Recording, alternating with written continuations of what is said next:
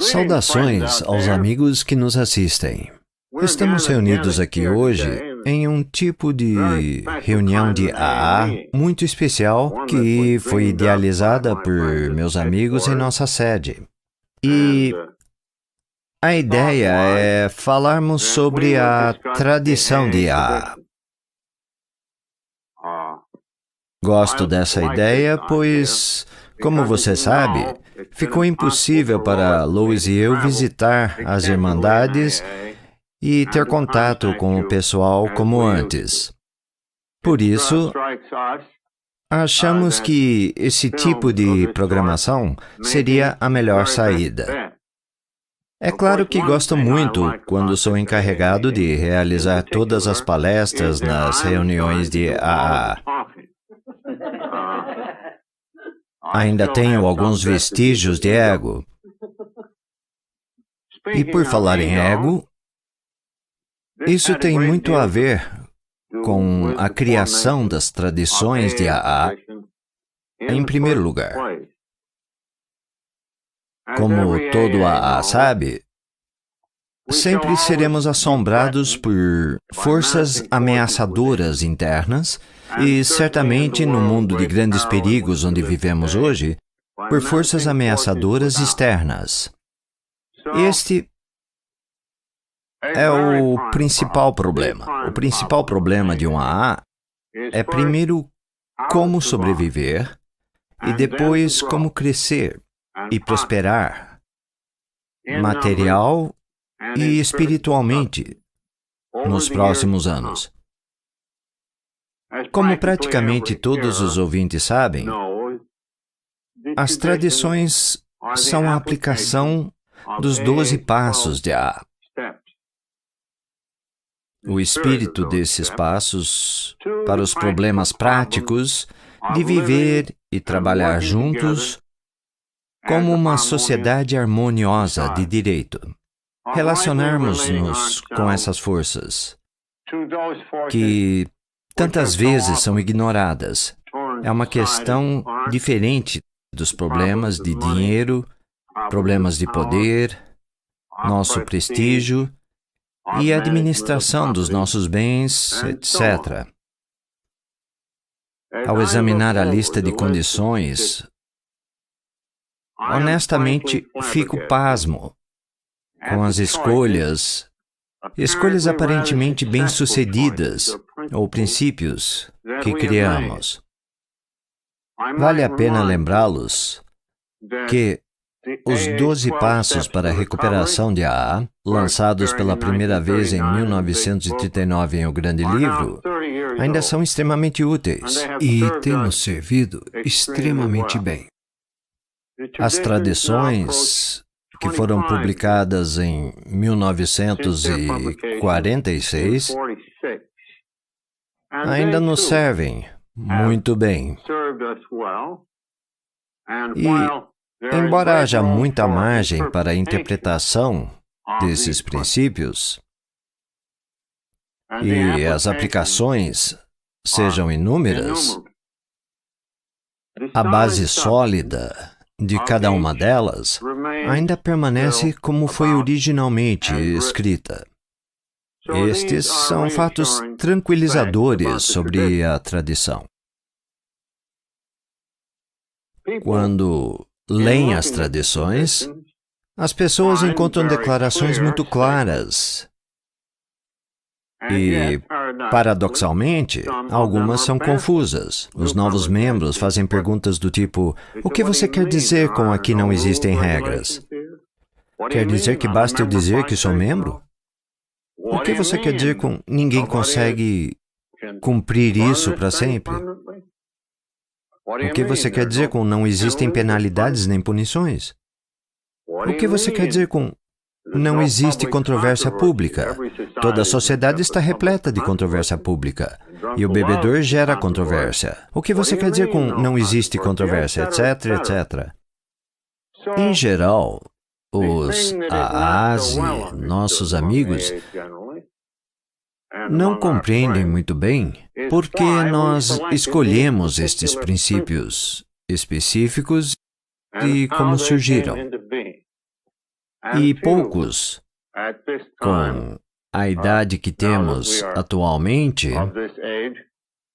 se lembram das lutas terríveis que travamos entre nós quando tentávamos tomar essas decisões.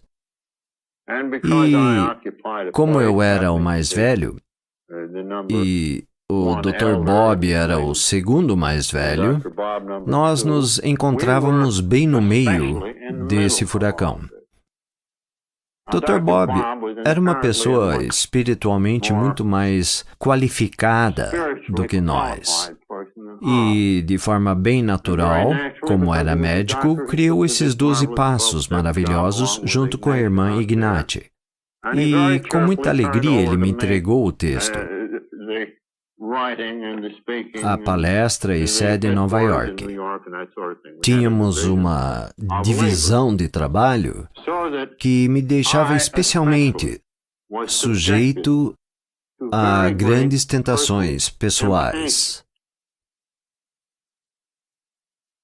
Em outras palavras, a maioria dessas tradições vão contra alguns dos meus objetivos iniciais e às vezes secretos.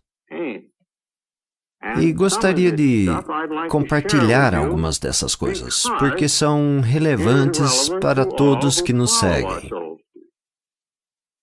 Todas essas tentações vão se repetir de novo e de novo.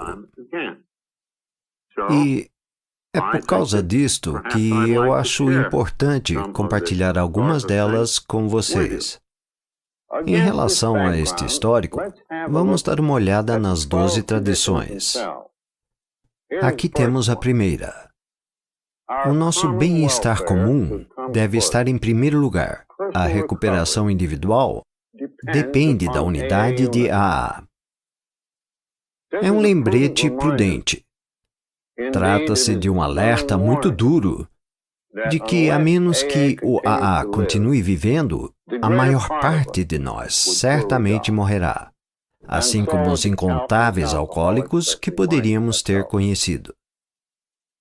É por isso que o bem-estar comum deve estar em primeiro lugar. Sem a unidade e uma ação harmoniosa, não vamos conseguir nada. Não consigo fazer uma declaração mais eficaz sobre a tradição do bem-estar do que a apresentada no prefácio do livro Os 12 Passos e as 12 Tradições. Ela estabelece a busca e o tom da discussão do poder. Quero compartilhar isso com você. A unidade de Alcoólicos Anônimos é a qualidade mais valiosa da nossa sociedade. Nossas vidas, as vidas de todos, dependem diretamente de nós. Ou permanecemos unidos, ou a Irmandade morre, sem a unidade em sua essência. Em nossas veias, não correrá mais a graça vivificadora de Deus. O dom recebido de Deus voltará para ele vazio, sem propósito. Os alcoólicos se aproximarão de nós e dirão: a AA poderia ter sido uma grande irmandade.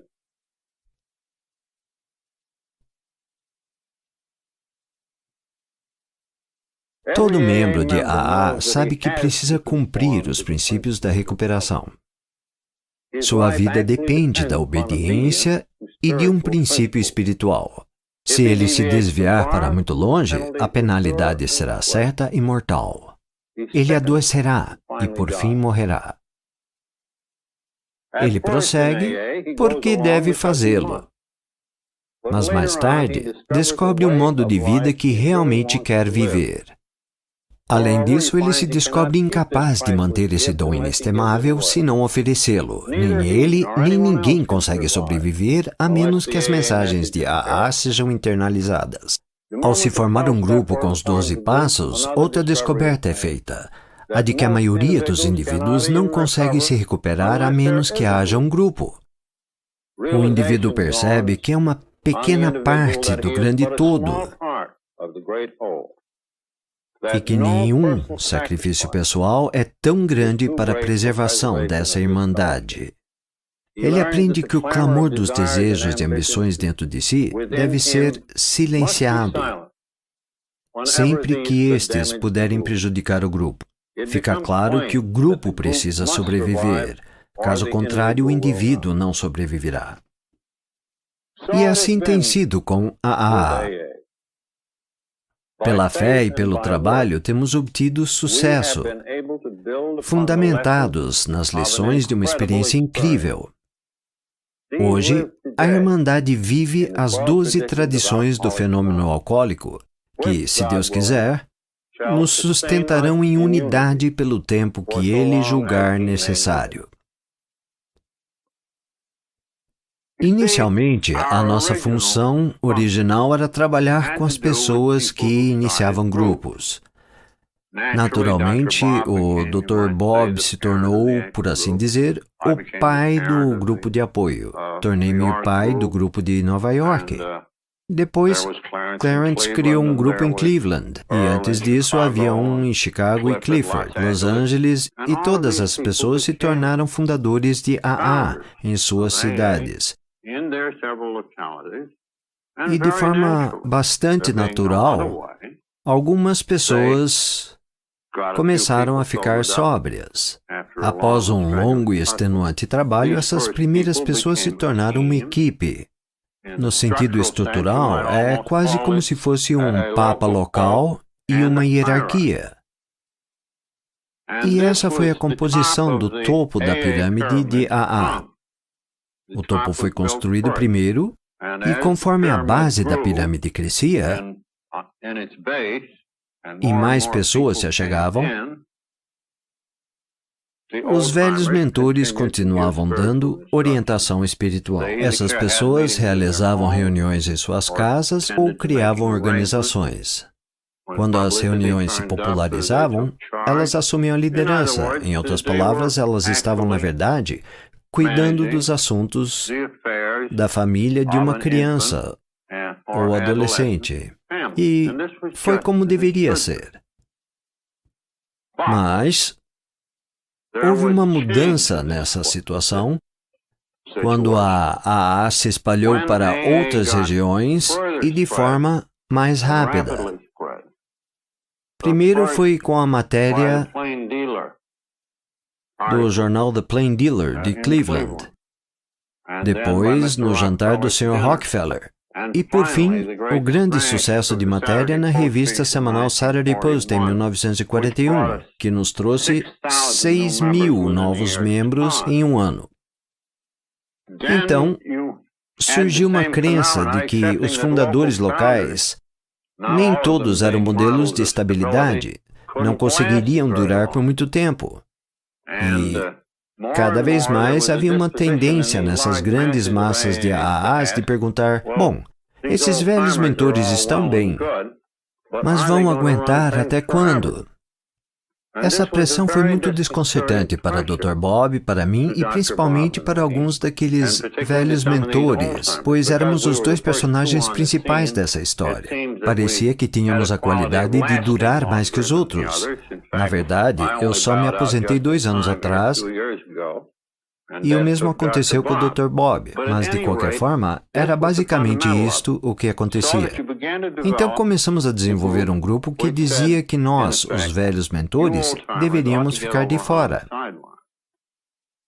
E aqueles entre nós, de quem eles gostavam e respeitavam, continuariam sendo consultados. E aqueles entre nós que ainda eram, vamos dizer, pessoas não desenvolvidas, seriam descartados. Bem, essa nova dinâmica, inserida no topo da pirâmide de serviço de cada grupo, que, por sua vez, tinha uma grande rotatividade de servidores, fez com que qualquer um tivesse muito poder. Era chamado de comitê rotativo, e no âmbito do grupo estava tudo certo, e era fácil para os grupos conhecer todos, nomear o grupo bem-sucedido que agia exatamente no formato de uma reunião de assembleia. Alguns anos depois, os problemas urbanos ficaram enormes e algo precisava ser feito. Quando chegaram nessa fase, tiveram uma dificuldade imensa em reunir todas essas pessoas da cidade, ou até mesmo seus representantes, para escolher pessoas e um comitê para administrar e gerenciar um escritório intergrupo. Era uma tarefa muito difícil. Muito mesmo. Inclusive, me lembro de uma cidade onde a confusão era tão grande que havia 4 ou 5 velhos mentores disputando com números de telefones. Cada um anunciava que este sim era AA e não aquele. Então, quando chegou a hora de instalar o escritório, as divisões na cidade eram tão sérias que chegaram ao ponto de precisar fazer um sorteio para tirar a primeira administração. E esse então não foi um sucesso tão grande, pois embora acabou com o clamor político, não elegeu a melhor administração para o escritório. Mas aos poucos, a administração intergrupo ainda permanece basicamente democrática em sua estrutura. Os representantes dos grupos tinham todos os elementos do poder, mas o comitê que administrava o escritório podia nomear seus sucessores com base na teoria de que eles conheciam as pessoas com os tipos de habilidade que se fariam necessárias. E que, se a Assembleia dos Representantes dos grupos locais não concordasse, poderia nomear alguém entre eles. Mas isto começou a abrir espaço para algo que atualmente chamamos de serviço de confiança, na tradição do AA. A descoberta de que não se pode operar uma AA embasada apenas no formato de reuniões de assembleias. Era simplesmente grande demais. Quanto mais, operar serviços de AA no âmbito mundial. Não se poderia eleger um bando de membros do comitê para servir aqui em Nova York, colocando alguns nomes em uma lousa para votação em todo o mundo. Fica evidente que não funcionaria. Então, com o passar do tempo, embora o elemento de poder sempre permanecesse no grupo, a estrutura acabava sendo sempre a mesma. Os servidores das funções mais importantes eram escolhidos em parte por nomeações, e todos passavam pela análise do grupo. E dessa forma, conseguíamos as pessoas qualificadas para fazer um trabalho específico ou ocupar um cargo. E foi assim que a estrutura evoluiu. Agora, em paralelo a isso, inclusive com o início anterior, também tínhamos uma estrutura semelhante de serviço global, que também evoluiu, embora tenha levado anos para ser concluída. Muitos AAs vão se lembrar de que em 1938 foi criada a Fundação Alcoólicos. E, entre outras coisas, a Fundação apropriou-se do livro Alcoólicos Anônimos, que foi publicado e financiado separadamente, e pegou os membros do comitê, que eram não alcoólicos e alguns alcoólicos, escolhidos pelo Dr. Bob e por mim. Eles se apropriaram do título da nossa literatura e abrimos um pequeno escritório. Com a matéria da Saturday Post veio uma enxurrada de perguntas e esclarecemos a maioria delas. Depois começamos a nos inteirar dos problemas de relações públicas e de todas as atividades de um escritório. E, sem exceção, esses eram trabalhos que não podiam ser realizados em muitos locais. Precisávamos conhecer bem a literatura. Precisávamos de um lugar e, de alguma forma, oferecer muitos outros serviços. Precisávamos conhecer as relações públicas. Precisávamos fazer uma divisão das políticas, etc. Bem, por muitos anos, suponho que, em parte, porque Bob e eu havíamos criado isso em 1938 antes de haver qualquer integrante, a equipe de Nova York se recusou a evoluir. Em parte porque se achava que, já que os grupos estavam tendo tanta dificuldade, até mesmo para formar uma sede sem se envolverem em forte atrito, ou para administrar seus assuntos simples, como poderíamos trazer tradições para lidar com essa situação aqui? A operação havia sido um sucesso. Os nossos amigos na diretoria eram em maioria não alcoólicos, como proteção contra os caprichos de pessoas como o Dr. Bob, eu e outros líderes alcoólicos. Bem, tudo isto estava no pacote. O que iríamos fazer? Demorou de 1945, logo após o surgimento da tradição, a 1951, para persuadir todos os interessados de que, a título de experiência, deveríamos convocar uma conferência de delegados, pelo menos nos Estados Unidos e Canadá, devidamente ponderada de acordo com a população de cada localidade, para vir até aqui e conferir os serviços que estávamos realizando durante todos esses anos e que considerávamos importantes para a AA e que poderiam ter produzido metade do nosso crescimento e muitas unidades. Foi assim que a consciência de grupo surgiu. E é isso o que significa o serviço de confiança de AA. Pessoas selecionadas por suas habilidades especiais, mas que nunca governam. Agora temos a terceira tradição, que lida com esta questão muito importante da filiação. Nós, os alcoólicos, temos pessoas que vivem no ostracismo. Às vezes somos verdadeiros prisioneiros. E somos sempre prisioneiros de nós mesmos, por se dizer. Então, quando a AA se apresenta como alcoólico, o que é que ele deseja? Ele deseja liberdade. Deseja pertencer. Portanto, tentamos diminuir toda a resistência possível que o alcoólico possa ter. Geralmente, ele está magoado com a religião, magoado com a medicina, magoado com a ciência. Talvez à distância, ele ouviu que a AA é uma outra organização religiosa e reclama que os centros de recuperação o pioraram. Então, quando ele chega e descobre que é verdade que o único requisito para ser membro de AA é o desejo de parar de beber, o seu alívio é imenso. Quando descobre que existe uma qualidade espiritual nisto,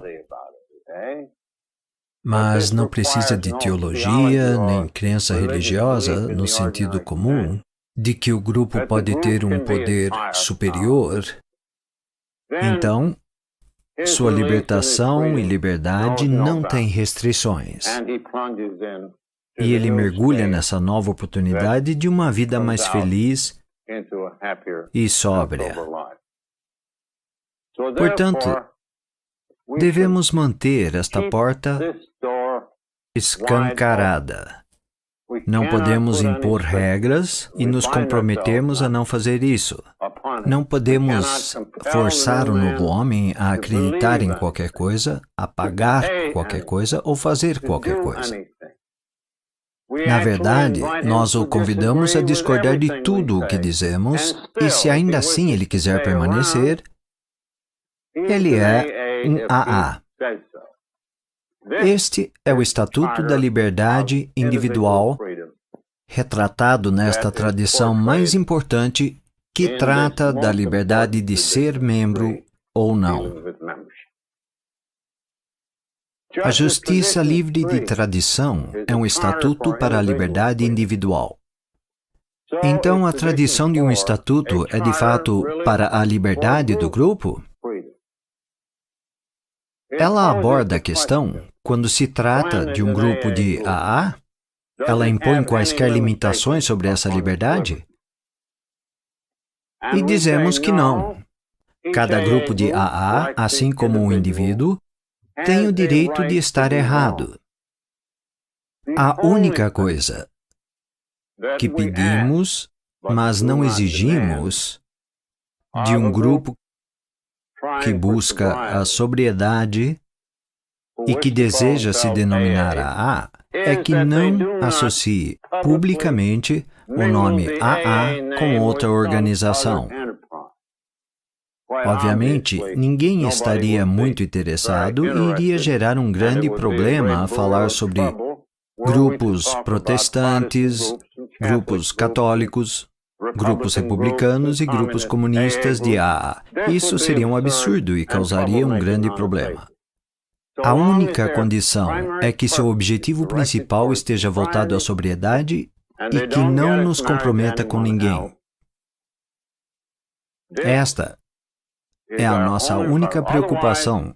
Do contrário, eles podem fazer como quiserem. E o próprio grupo, você deve se lembrar da segunda tradição, é a autoridade suprema para todo o movimento.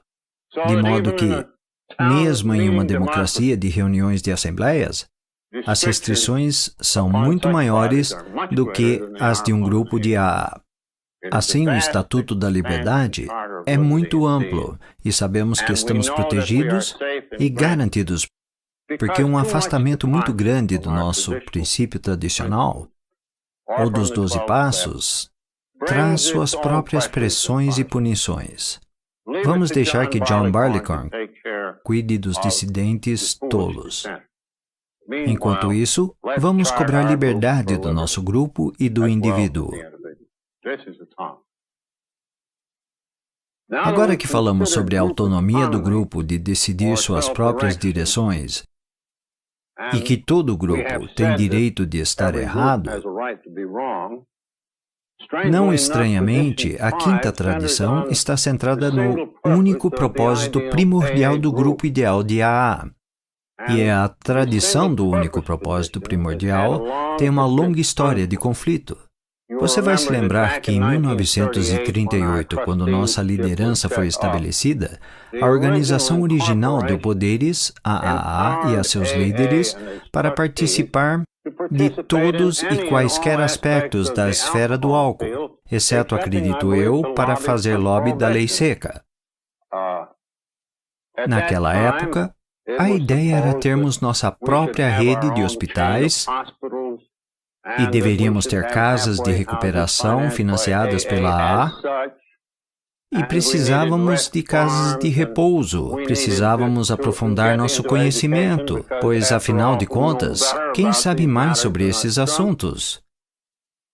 Mas a longa experiência nos mostrou que, por razões práticas, de segurança, de proteção contra o comprometimento de nossa energia e por razões de autoproteção e amor a todas essas razões, cada grupo de AA deve se limitar a um único propósito primordial, de seguir a tradição. Cada grupo tem um propósito primordial de transmitir sua mensagem ao alcoólico que ainda sofre. Imediatamente as pessoas vão dizer: mas por que não devemos fazer parte das outras organizações? O fato é que cada um de nós precisa do trabalho da AA para sua própria sobrevivência. Precisamos evitar complicações e distrações. Então, continuamos firmados no único propósito primordial de transmitir esta mensagem ao alcoólico que ainda sofre. Agora, outra razão para o único propósito primordial é o valor singular que damos ao alcoólico que ainda sofre. A nossa habilidade de alcançá-lo em profundidade e morar com ele onde ele mora na sua caverna e trazê-lo para fora, para a luz, esta é uma capacidade singular que temos. E isso não pode ser replicado por nenhum outro grupo ou abordagem. E até agora, levamos sobriedade para talvez 500 mil membros de AA em 15 mil grupos. Nossa tarefa ainda é enorme, apenas neste único propósito primordial, com nossos membros atuais. Se ao menos conseguirmos que os alcoólicos se aproximem de nós. Se ao menos os profissionais que cuidam dos alcoólicos nos permitissem ajudar. Em vez de levar a sobriedade para 20.000 bebedores por ano, com o trabalho dos 12 passos que fazemos, poderíamos levar a sobriedade para 100.000 alcoólicos por ano. E Deus sabe que esta tarefa é muito grande e que estamos especialmente preparados para fazer isso sozinhos ou, ainda melhor, com a cooperação de outros agentes. Acho que agora não restam mais dúvidas de que cada grupo de AA vai escolher manter seu propósito primordial. Os membros de AA participam de outras atividades enquanto membros e cidadãos, e isso é bom. Mas, como grupos, como uma irmandade nacional e internacional, vamos nos apegar ao nosso propósito único. Vamos continuar animados pelo propósito único e primordial de transmitir nossa mensagem a um alcoólico que ainda sofre.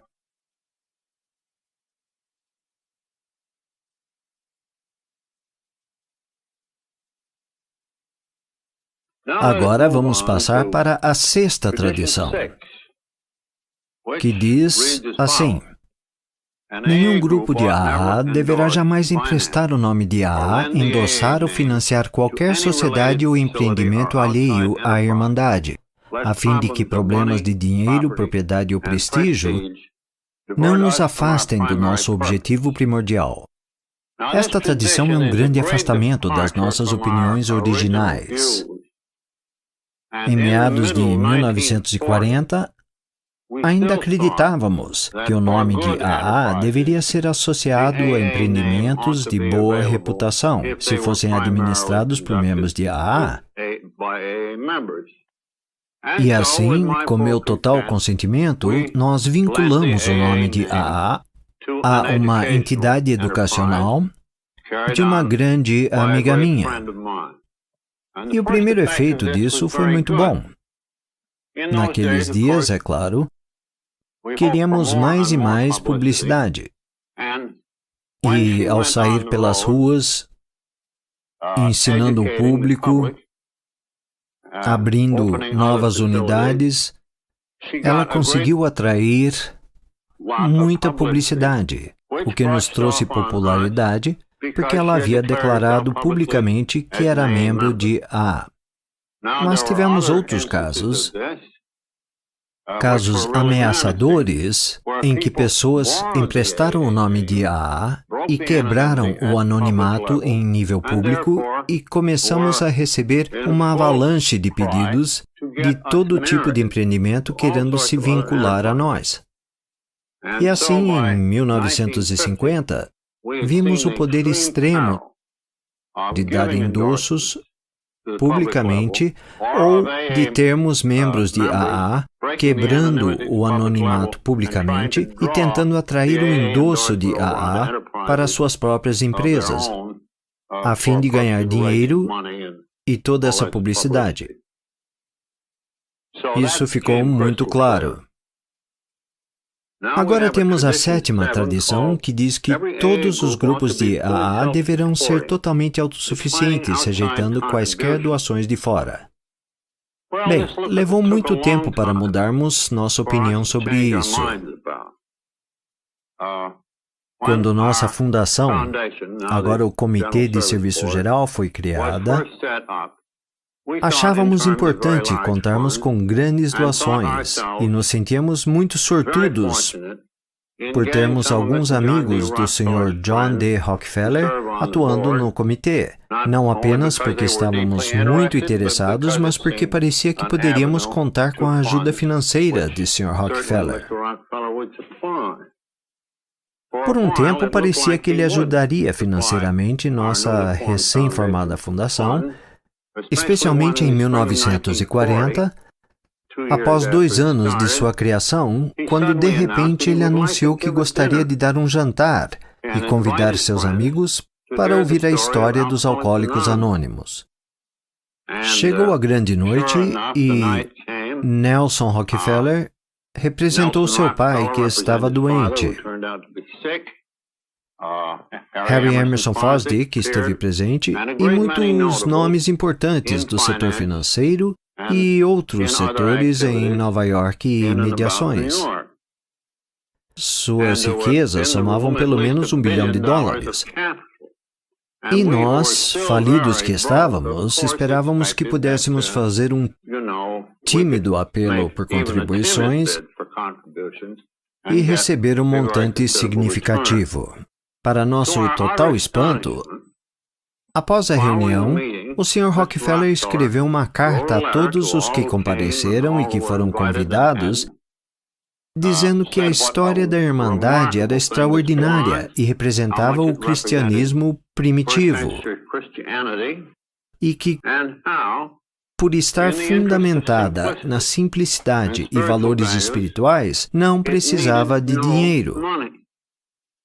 E então ele fez uma pequena exceção, dizendo que alguns dos criadores ainda precisavam de uma ajudinha. E, por isso, ele estava doando $1.000 ao movimento. Então, cada pessoa presente ficou impressionada com a ideia de que não precisávamos de uma grande quantia de dinheiro. Um nos deu apenas $10 e acho que depois da contribuição do Sr. Rockefeller, a maior que recebemos foi de $300. Depois, Warren Richardson, amigo de Rockefeller e membro do comitê, chamou Rockefeller e de novo levantou a questão do dinheiro. Então Rockefeller falou: Dick, o dinheiro vai estragar tudo. Eles precisam caminhar com as próprias pernas. Então, podemos certamente dar a John D. Rockefeller os créditos pela sabedoria providencial de AA. E desde aquela época, ele e Nelson contaram muitas vezes a história de que esta é a única organização que devolveu o dinheiro que ele havia nos emprestado.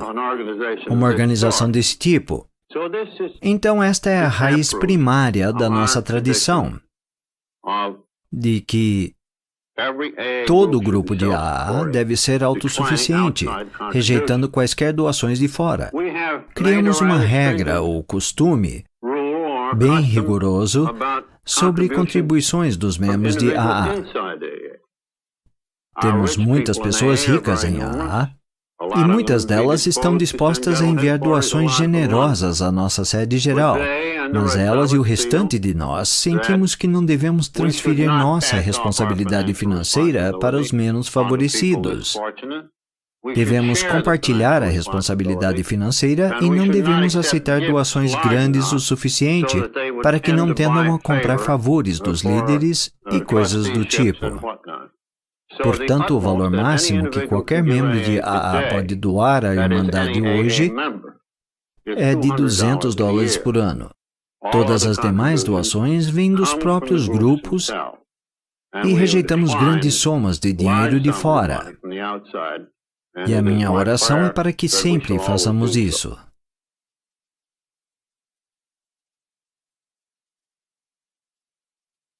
Agora vamos pular para a 10ª tradição.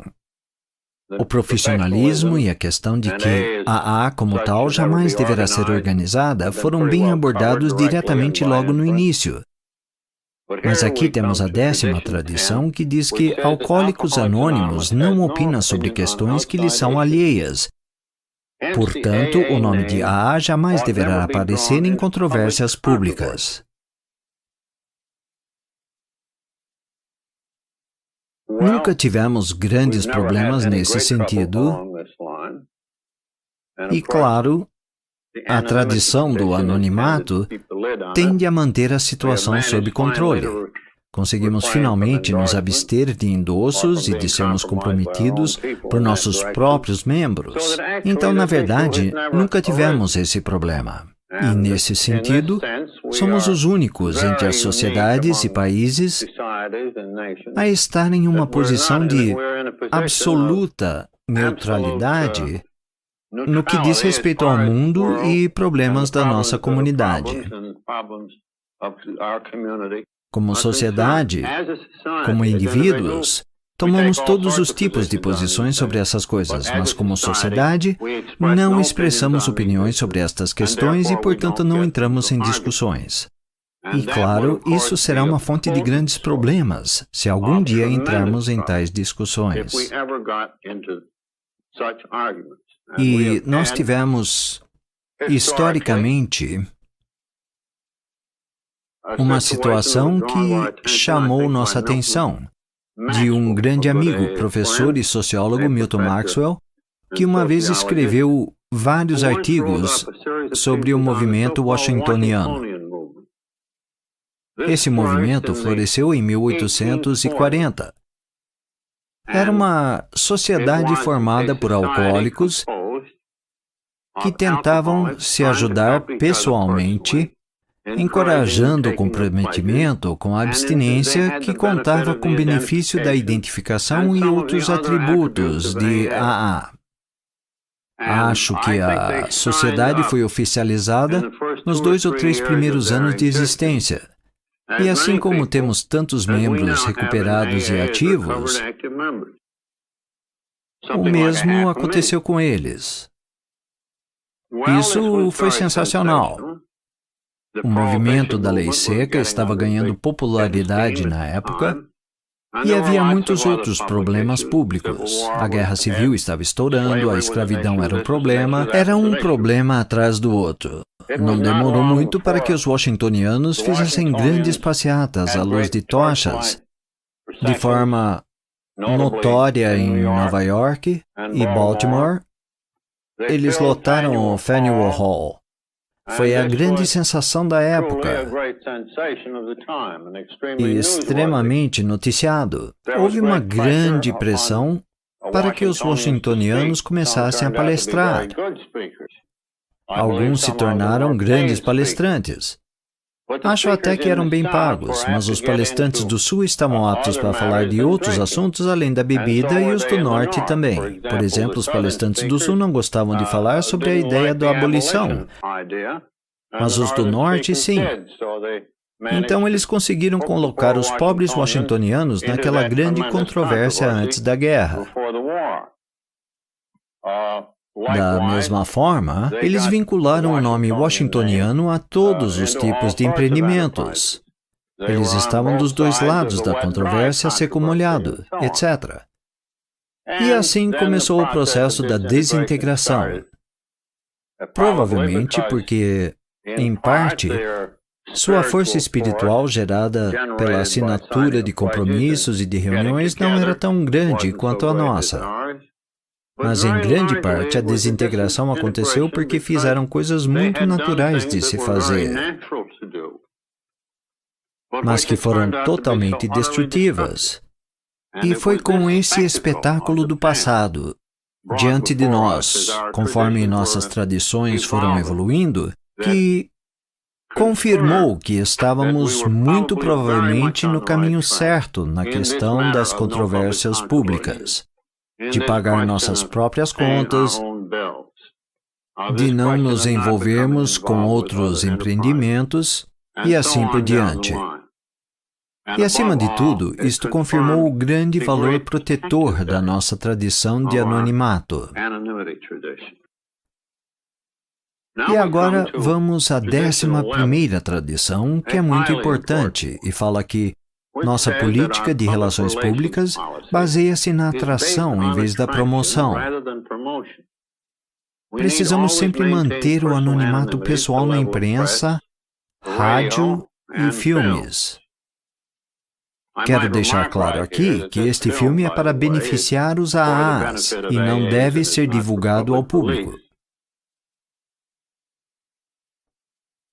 Não tínhamos uma política de relações públicas, exceto o receio das relações públicas nos 2, 3 ou 4 primeiros anos de AA.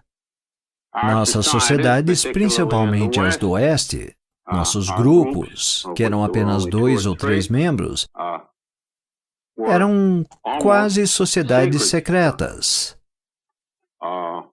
Naqueles dias, se fizéssemos a pergunta da atração versus promoção, a ideia de atração seria ficar sentado na frente de casa e esperar que alguns bêbados viessem pedir ajuda. Por exemplo, o grupo da Filadélfia foi duramente condenado por ter ido até Curtis Bach, proprietário da revista Saturday Post, e lhe perguntado se ele estaria interessado em conhecer a AA. Bem, ele foi até lá e pediu para Jack Alexander escrever a famosa matéria de março de 1941. E é claro que isto abriu a porteira para todos os comerciantes e concorrentes, e logo começamos a ver AAs que corriam para os microfones, usando o nome da Irmandade, quebrando o anonimato, tudo para o bem do movimento, pois até mesmo essas situações de quebra de anonimato trouxeram clientes, e, portanto, estavam fazendo um bom trabalho. E me lembro também que quase sempre achavam que deveria haver um propósito duplo aqui, isso seria muito bom. Lembro-me de alguém que se candidatou para cargo público no Sul e se promoveu no partido AA. Acredito que ele queria se tornar promotor público enquanto divulgava a AA e suas boas intenções políticas. E outro membro correu para o microfone e anunciou que logo iria produzir uma série de palestras sobre a AA e que seriam patrocinadas por seu patrão, de uma seguradora tal e tal, etc. E nos divertimos muito descobrindo onde a atração havia parado e onde a promoção teria começado. Logo, começou a ficar evidente que esse negócio de atração e promoção representava dois polos e que, se levados aos seus extremos, o hábito conservador a respeito da atração era tão conservador que a sua política de não fazer nada nos iria deteriorar por falta de ação. E se os promotores fizessem do seu jeito, nos promoveriam por todo o país, com todos os aparatos disponíveis na mídia e até com carros de som. Em outras palavras, os conservadores iriam nos deteriorar e os promotores nos arruinar. E assim a linha entre atração e promoção precisou ser uma questão de interpretação, de senso comum. E assim decidimos a respeito. Também ficou evidente que o anonimato era a prevenção da maioria das más publicidades, pois se as pessoas não corressem para os microfones com esses objetivos mistos, não iríamos longe demais na promoção, nem não fazer nada. E então teríamos uma política de relações públicas que incluiria um fluxo de pessoas cada vez maior entrando para a AA e se recuperando. Agora vamos para a 12ª tradição, que abarca todas as outras tradições. Até agora, falamos, talvez até demais, sobre o valor protetor das tradições para a nossa sociedade. Falamos muito em simplesmente evitar problemas, usando meios e formas prudentes e incomuns para fazer as coisas. Agora, a pergunta que o ouvinte nos faz é se não existe um conteúdo mais instrutivo ou espiritual para as nossas tradições do que simplesmente a soma de nossos medos e ansiedades e nossos esforços para nos protegermos dos males e circunstâncias indesejáveis. Bem, certamente sim. E todas essas tradições têm em si os elementos do sacrifício. O sacrifício dos grupos ou dos membros de AA. Ao olharmos para a tradição do bem-estar comum, as pessoas costumavam dizer: mas é o bebedor que é a pessoa mais importante. Com certeza, ele é. Mas como um número mais expressivo de bebedores ficará bem, se não houver uma irmandade? Portanto, o bem-estar comum deve estar em primeiro lugar e nosso bem-estar individual em segundo. Da mesma forma, temos nos inclinado à ideia de que poderemos ser instruídos pela consciência de grupo. Deixamos de lado toda a ambição de sermos proeminentes na esfera do álcool, enquanto uma sociedade. Nossos membros entram nesses campos como cidadãos individuais, e lá é seu lugar. Mas a sociedade diz: não, vamos nos apegar a um único propósito. Temos sacrificado a oportunidade de levantar grandes somas de dinheiro para esta sociedade e para os demais, adotando a tradição e rejeitando doações de fora. Aqueles entre nós que têm ambições especiais de serem trabalhadores profissionais, não me refiro a trabalhar em um escritório, mas trabalhar profissionalmente com terapia. Essas são ambições legítimas, mas não boas o suficiente. Uma classe profissional em AA pode levar à nossa destruição e certamente nos comprometer. Portanto, o profissionalismo está fora. Aqueles entre nós que têm um espírito de liderança gostariam talvez inconscientemente e às vezes conscientemente de serem governadores mais ou menos permanentes dos destinos de AA. Mas agora vemos que nossa força está em deixar ir quando chegar a hora.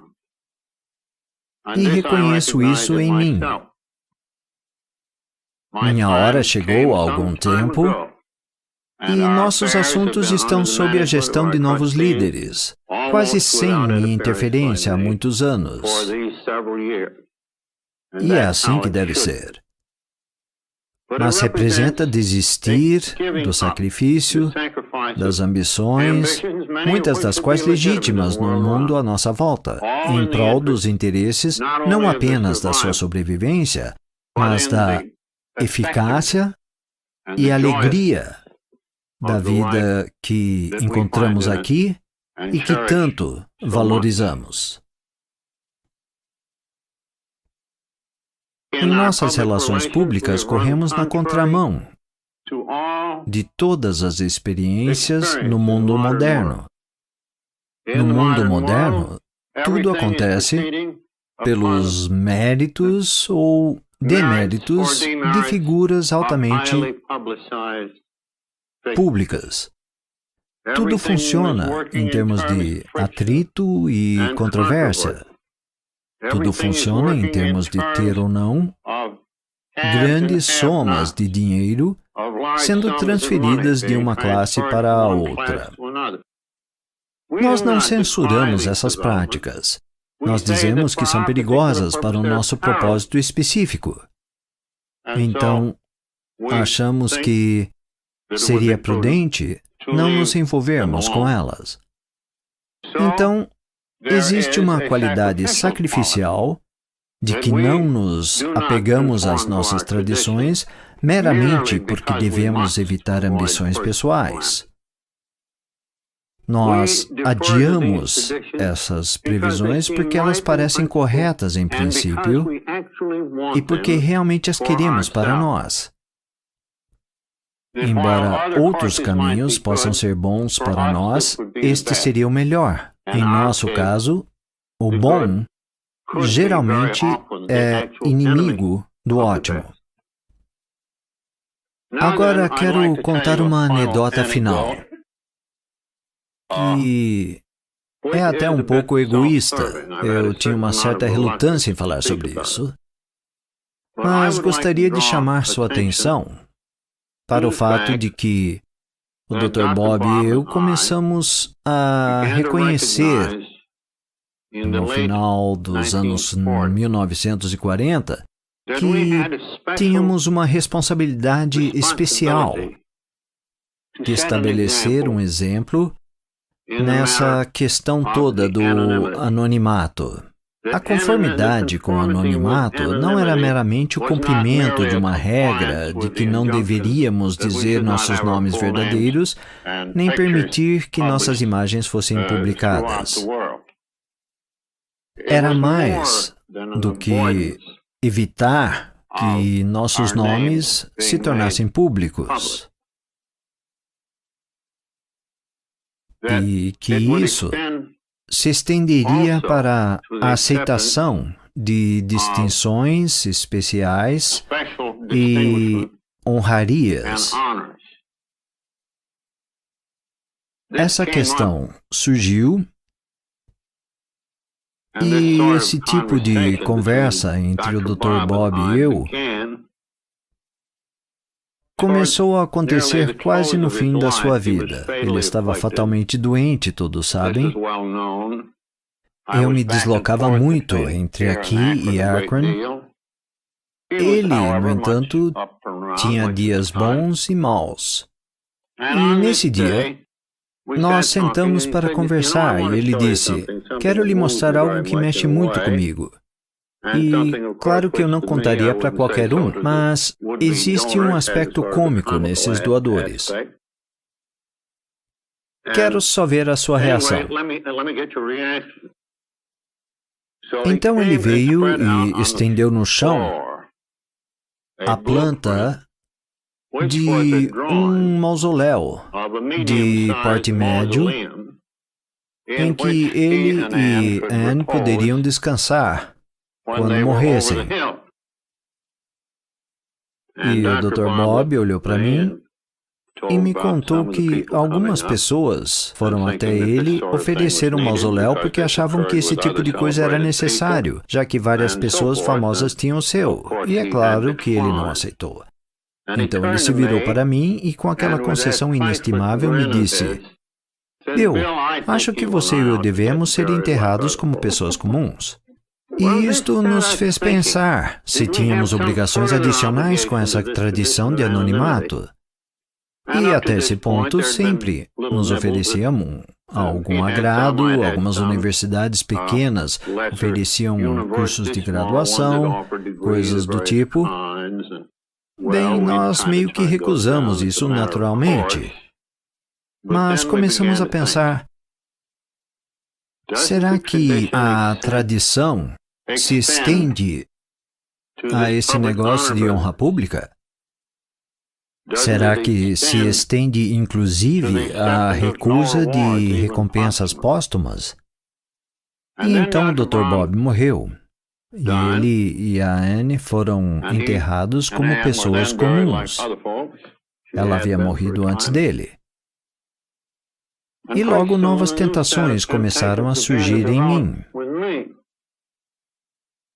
Há alguns anos, a Time Magazine pediu que alguns de nós fôssemos ao escritório. Eu estava entre eles, é claro. E eles nos levaram para o andar de cima para um longo almoço com figuras importantes. E eles ouviram a história de AA e disseram: "Bem, demos a vocês um bom tratamento e propomos mantê-lo. Mas agora nós gostaríamos de pedir para fazer um artigo biográfico sobre o Bill. E gostaríamos de fazê-la a matéria de capa. E antes que você recuse, queremos lhe dizer que se fizer a matéria de capa, se ela for a matéria de capa, ela aumentará imensamente o alcance, talvez mais de 10 vezes o seu alcance sem ser matéria de capa. E que a nossa circulação é extraordinária. Então, eles gostariam de ter a história de AA em uma biografia minha. Então eu lhes falei sobre o anonimato. Ah, tudo bem, estamos cientes disso. A sua face não estará virada para a câmera. Não será nem um ângulo de perfil, talvez apareça um pouco a falta de cabelo, mas respeitaremos as suas regras e restrições. Bom, eu preciso confessar que essa proposta me deixou perplexo. E posso dizer honestamente que não me senti especialmente atraído pela isca de uma biografia minha em carne e osso. Não me parecia correto cooperar com esse projeto. Quanto à anonimidade, sim, eles a respeitariam. Mas então comecei a imaginar sobre o efeito que isso teria sobre o futuro. Se eu começasse a oferecer traços biográficos da minha pessoa para veiculação na mídia pública, mesmo com a face oculta, uma vez que eu como pai tivesse partido daqui, será que outros não diriam: bem, como o velho quase se revelou, então eu serei mais objetivo, dando-lhes a minha biografia e imagem de rosto todo daqui para frente. Em outras palavras, eu teria aberto um precedente sutil para pessoas motivadas pelo poder no futuro, pessoas assim como eu. Mas recusar foi muito difícil, pois a recusa implicaria na morte de alguns e o prolongar da doença de outros. O impacto desta matéria poderia ter sido enorme, atraindo grandes números de pessoas. Então, o meu dizer não foi algo que faria alguém passar noites em claro, pensando, como eu fiz. Eu espero que esta decisão tenha sido acertada. Creio que foi para o futuro de AA. Ainda assim, por um longo tempo, os espectros daqueles que morreram e daqueles que poderiam ter se recuperado mais cedo têm me assombrado continuamente. Foi uma questão de estimar se o benefício próximo da matéria teria um valor maior para mais pessoas do que a vantagem de um exemplo abrangente sobre honrarias públicas, mantendo a tradição de AA. E a minha escolha foi pela segunda alternativa. É o melhor que posso fazer. E deixo isto para vocês e para o futuro, pelo valor que possa representar. Então, em conclusão, queridos amigos, 1000 agradecimentos por me acompanharem, tanto aqui e por meio das câmeras. E, para os queridos muito distantes, por favor, aceitem o meu caloroso afeto e gratidão. E que Deus abençoe a vocês e Alcoólicos Anônimos para sempre.